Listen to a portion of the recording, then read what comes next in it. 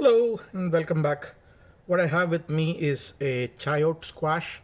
We call it chow chow back in India. I'm going to make a beautiful South Indian dish. To do that, we first skin this. It's got a very light skin, but anyway, skin it. Now that it's skinned, we'll slice it into half. When you do that, you'll have a little seed out there. Just scoop the seed away. There we go.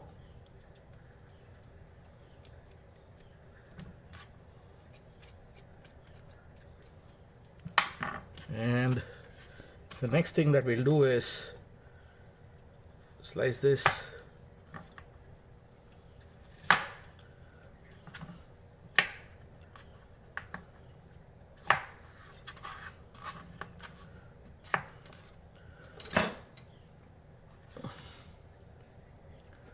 I have my newfound chopper. I really love it. Speeds up a lot of things. You just chop the whole thing into cubes. That's going to be the last one. And voila, I have these beautiful cubes. What I'm going to do is take moong dal, half a cup of moong dal. I washed it well. I'm going to put it in a pressure cooker and run this for 2 whistles. If you don't have a pressure cooker, you can cover cook till it is nicely done. As a next step, what we're going to do is take a little pan. I've put very little bit of sesame oil, light sesame oil. And in that, I'm going to fry what we call as urad dal. Just a teaspoon of urad dal. We're going to fry it till it's slightly golden in color. So once it begins to brown, I have with me 3 Kashmiri red chilies. I'm going to put that. I have 6 peppercorns. I'm going to put that as well. And we'll fry this for just 1 minute. And we will turn the flame off at the end of the first minute. So this is done. You can see it nice and brown. I have 2 tablespoons of grated coconut. I'm going to drop that in. We're going to set this aside and let it cool. In the meanwhile, we'll take a wok and add the chopped chayote into this. There we go. A little bit of salt, very little, about a 1/4 spoon of salt, and then some water. Water just enough to cover these. You don't need too much water. We are now going to boil this for about 10 minutes. And you can cover and boil it for 10 minutes. Initially boil it at high heat. When it begins to boil, you can set it to medium. So this has cooled. While your veggies are boiling, we'll add 1 spoon of raw cumin. Remember, the cumin should not be roasted. We need to put raw cumin. Also, you can change this taste by varying the pepper and the red chili. You could try 1 red chili with, let's say, 25 peppercorns. You'll get a totally different flavor, which will be very peppery. You can try that as well. I'm going to take this and blend it into a fine paste by adding some water and running it in a blender. You could use any kind of a small blender. I have this, which is an Indian little quantity blender. NutriBullet, that will also work very well with this. So our vegetable is done boiling. I had cooked it with a cover, and if you can see that it has retained much of that little water that was there. To this, we're going to add a little bit of turmeric powder. I actually forgot to add it while making the dal.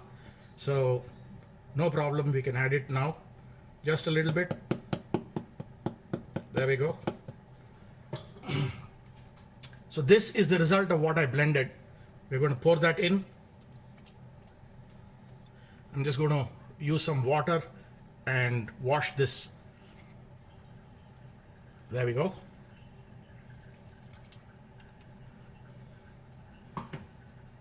We'll again turn the flame back up. We'll allow this to come to a first boil. And when it comes to the first boil, as you recall, I had moong dal, which I had put in a pressure cooker. That is ready. We'll add the moong dal to this. We'll just wait for this to come to a first boil.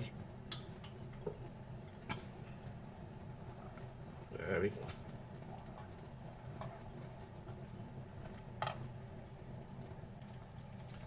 So once it's reached the first boil, you can take the moong dal and add that in and let this also come to a first boil.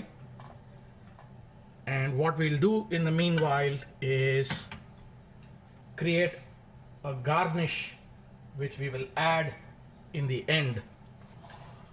And that we're going to do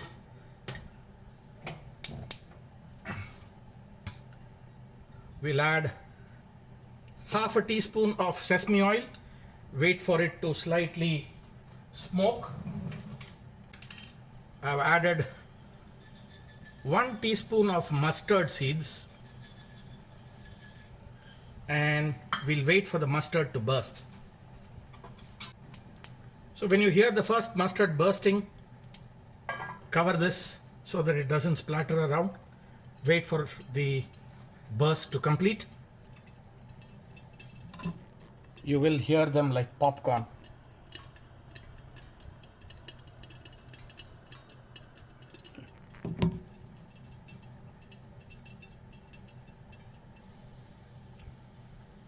I've added 1 teaspoon of urad dal and wait for it to brown.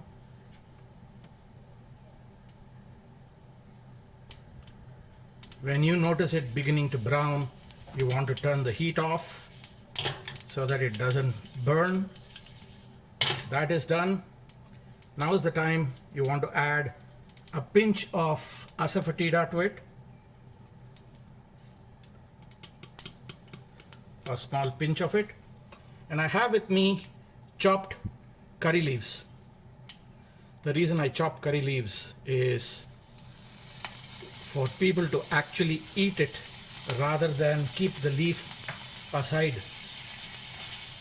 What we're going to do is add this garnish.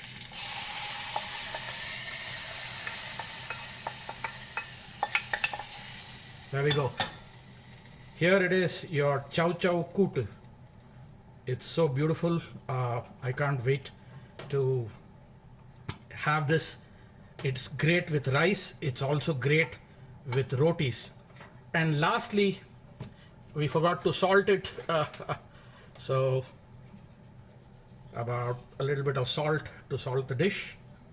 And we are done. There we go. This is the beautiful Chow Chow Kootu.